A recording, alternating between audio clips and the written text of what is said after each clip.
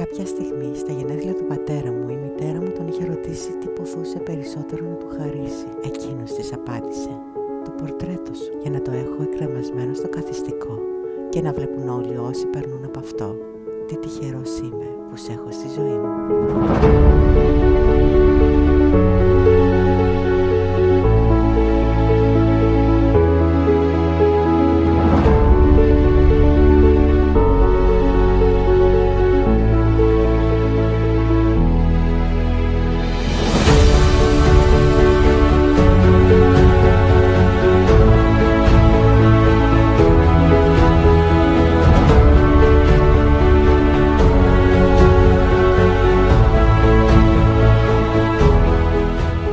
Θέλεις να έχεις δικαίωμα στον έρωτα και την αγάπη?